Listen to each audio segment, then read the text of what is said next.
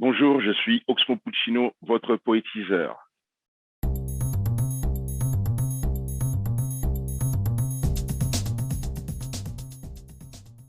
J'ai vu Star Wars autour de l'âge de 10 ans au cinéma et j'en garde un souvenir d'immensité. Voilà, de quelque chose d'immense. Je me rappelle même du générique, c'était incroyable déjà le générique qui défile comme ça sur une perspective. C'est des choses qui m'ont marqué. Tout était extraordinaire à l'époque et puis surtout la taille de l'écran, c'est ce qui m'avait rendu fou. Toujours que c'est la réunion de l'excellence de tous les arts. Voilà, c'est-à-dire que euh, le public, euh, le public ne regarde jamais tous les noms qui sont affichés au générique. C'est-à-dire que toutes ces personnes sont essentielles au film. Et donc pour moi, un bon film, c'est la réunion des meilleurs de leur domaine, c'est-à-dire les meilleurs décorateurs, les meilleurs cadreurs, les meilleurs ingénieurs lumière, les meilleurs sons, et ainsi de suite jusqu'à la fin de l'équipe nécessaire pour l'élaboration d'un film. Et quand on regarde une image, c'est tout ce qu'on voit à l'écran. Voilà, c'est le travail de toutes ces personnes. Donc pour moi, le cinéma est la réunion de toutes les excellences. C'est pour moi. Je veux dire, je vois des réalisateurs monter des projets et souvent ils sont dans l'embarras parce qu'ils n'arrivent pas à voir le monteur qu'ils voulaient, le chef opérateur qu'il est, qui était déterminant pour le film, le co-scénariste qu'il fallait. Et donc, la plupart des films sont des films arrangés parce qu'on n'a pas eu le meilleur, parce qu'il était pris sur d'autres projets. Donc, pour moi, c'est ça le cinéma. C'est Laurence Twitou qui est venue me chercher. Laurence Twitou m'a signé, elle m'a signé au premier album. Elle m'avait signé pour justement mon écriture à laquelle elle était sensible. Et donc, quand elle a commencé à écrire ce projet, elle a pensé à moi. Euh, et c'est quelque chose dans lequel je me suis senti à l'aise tout de suite. Si ce n'est que c'est très laborieux et qu'on ne sait jamais l'aboutissement des projets cinématographiques, en tout cas en termes d'écriture. Mais sinon, c'est grand.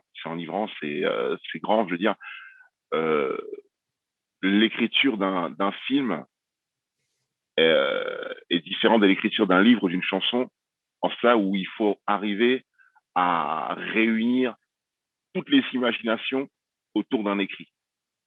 Voilà, c'est ça. Et c'est difficile parce que écrire un film, c'est pas comme écrire un poème.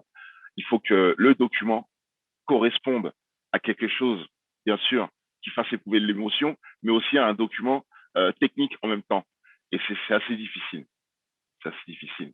Mais c'est enivrant, c'est prenant, et puis le résultat est incroyable parce que c'est comme ça, vous écrivez, et le lecteur, l'auditeur se l'approprie. Et donc, vous allez entendre beaucoup de versions de vos écrits, beaucoup de traductions, beaucoup d'interprétations. Et un film, c'est pareil.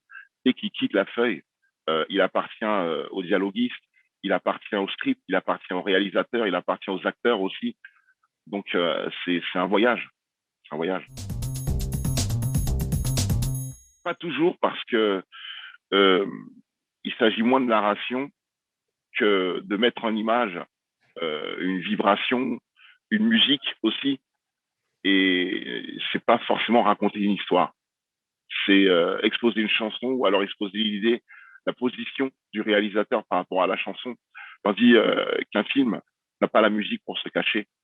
Tout tourne autour de ce qui est narré, c'est-à-dire soit le silence entre des comédiens, soit un passage, soit un échange, un dialogue très important. Je veux dire, il y a tellement de choses à raconter sans musique, c'est beaucoup plus difficile. Je garde un souvenir de magie quelque part, parce que je suis parti du conte des fées de la Belle au bois dormant, donc pour faire d'Omar un prince endormi qui doit être réveillé par une fille qui doit le sortir de ce sort. Et donc c'est drôle parce que nous sommes partis de quelque chose de féerique dans l'idée, et donc on écrit et jamais, jamais on ne peut imaginer l'aboutissement du projet en termes d'image parce que il y a trop de choix possibles. Et donc, ce qui a été très présent dans ce projet, c'est que l'esprit conte de fées a perduré jusqu'à la fin du tournage. C'est-à-dire, la comédienne était une danseuse avec toute la délicatesse que ça imposait. En plus, elle était comédienne de talent.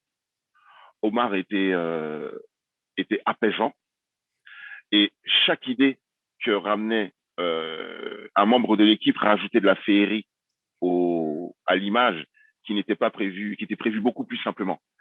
Et donc, j'ai passé tout mon temps à écarquiller mes yeux. C'était c'était très beau. C'est-à-dire que, par exemple, lorsque vous visionnez la main sur la porte, ce n'était pas prévu. Les lumières suspendues, ce n'était pas prévu. C'est des idées qui ont été emmenées au fur et à mesure du tournage, dans la journée. C'était incroyable. C'était incroyable.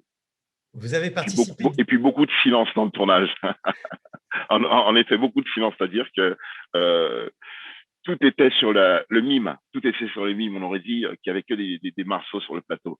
Et donc, c'est vrai que ça rajoute un côté apaisant parce qu'il n'y a pas d'ingénieur du son, il n'y a pas de texte à se rappeler, il n'y a rien à interpréter. Tout est dans les gestes, dans l'expression. C'était un très, très beau projet. Différent parce que Simon, le réalisateur, Simon Rouby, le réalisateur, est venu à ma rencontre. Et c'est un projet il y avait un personnage donc dont il s'est inspiré de moi. Et puis il y avait ce côté historique qui me touchait beaucoup parce que j'ai des amis dont des membres de leur famille sont encore vivants et qui ont vécu la première ou la Seconde Guerre mondiale. Donc j'ai pris ce film comme un film historique à l'échelle personnelle. Et donc l'histoire du personnage m'a touché, l'histoire de l'enfant, la démarche de Simon, qui est une espèce de militant, militant de l'amour.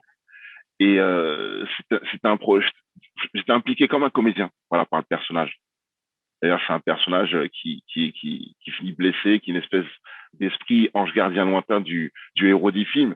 Et donc, c'est vrai que j'étais impliqué comme si j'étais un acteur.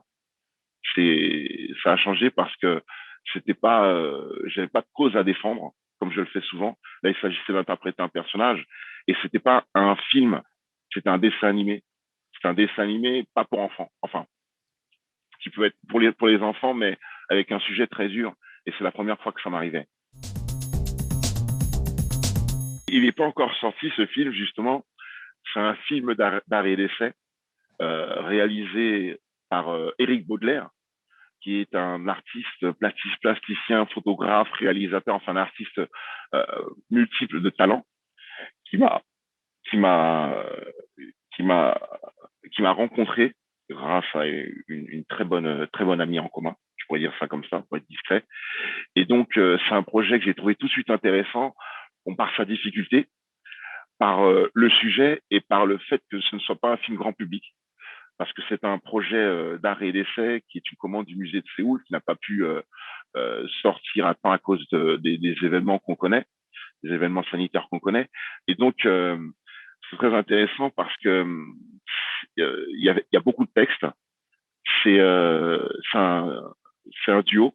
Donc, je suis avec Dali Ben Salah en duo et c'est un premier rôle. Et surtout, c'est pas un rôle attendu. Donc, pour moi, c'était un exercice, une espèce de baptême. Voilà, une baptême d'initiation. Parce que j'ai eu quelques expériences cinématographiques, mais aucune n'ont été aussi exigeantes que celle-là. Voilà. Et donc, c'est pas sorti encore. C'est destiné au musée et j'espère que ça sera diffusé sur d'autres réseaux dans un second temps. La plupart des rôles que j'ai refusés étaient de ceux-là. Et le reste du temps, c'était par timidité ou manque de préparation, de confiance. Ouais. Et donc, entre-temps, j'ai eu quelques propositions qui m'ont fait travailler bien plus sérieusement que d'habitude. Et lorsque j'ai eu la proposition d'Éric Baudelaire, c'était le point nommé. Voilà, c'était le point nommé, ça pouvait pas mieux tomber.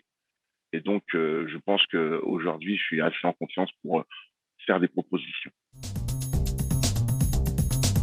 Le plaisir de rencontrer des gens confirmés du métier, le plaisir de voir des films sans avoir à se forcer, le mettre dans son agenda, c'est-à-dire que je ne regarde jamais autant de films dans l'année que lorsque je suis dans un festival. Et puis l'expérience de vivre des débats, d'échanger des idées sur les raisons pour lesquelles un film vous touche plus qu'un autre, je trouve qu'il n'y a rien de plus passionnant, vraiment. C'est-à-dire, j'ai eu l'occasion de participer à quelques festivals comme le FIFIB à Bordeaux. Là, je pense au FIFIB, je pense au Festival d'Angoulême l'année dernière, je pense au Festival de Cannes il y a quelques années. Et bien que ce soit très intense pour un humain, c'est une expérience qui vous propulse et qui vous donne des cartes auxquelles vous ne pourriez pas rêver parce que votre imagination est limitée à ce que vous avez vécu et que tout ce que vous pouvez vivre dans le cinéma est bien au-dessus de ce qu'on peut penser ou de ce qu'on peut croire. Vraiment. C'est-à-dire que euh, lorsque je suis en pleine activité, j'appelle ça être dans le tambour d'une machine à laver. Et lorsque nous sommes dans ces événements qui réunissent les gens qui font vivre ce milieu, il y a une espèce d'excitation qui est indescriptible, mais il n'y a rien de plus fort lorsqu'on réunit des gens de ce milieu. C'est-à-dire, il y a pas d'endroit aussi fort que les festivals. Et puis, il y a beaucoup de choses que j'ai découvert aussi entre-temps sur voilà, comment fonctionne un festival, les guerres pour pouvoir y participer, comment les producteurs et les comédiens se battent pour défendre un film. C'est c'est incroyable. C'est-à-dire que on sait que ce n'est la production d'un film est infinie. C'est-à-dire que c'est une succession de, de solutions infinies à trouver. Et tout ça, pour moi, ça masse dans les festivals. Voilà. C'est-à-dire rien qu'à voir les présentations des films avec le réalisateur, les comédiens qui ont réussi à se déplacer, quelques membres de l'équipe technicien auxquels on ne peut pas mettre, desquels on ne peut pas mettre en honneur autre nulle part ailleurs que lors des festivals. Je trouve ça très touchant. Je trouve ça très touchant. C'est pour toutes ces raisons que j'ai accepté. Et en plus, Dominique Besniard, c'est pas n'importe qui. Le casting du jury est délicieux. Freda Kateb, par exemple. Enfin, je veux dire, on peut pas refuser de passer quelques jours avec ces gens-là. Faut être malade. Donc, j'ai donné beaucoup de raisons, mais passer quelques jours là avec ces gens-là, ça vaut tout, en fait. La francophonie, pour moi, c'est une histoire. C'est une histoire, c'est des voyages, c'est une image dans le monde, c'est une fierté. C'est pour moi, c'est ça la francophonie, c'est d'abord l'histoire de voyages. Voilà, de voyages de toutes sortes et de toutes formes. La francophonie, c'est ça, c'est-à-dire que euh, si des gens commençaient à se demander pourquoi telle personne parle français, il y aurait beaucoup moins de peur de l'étranger.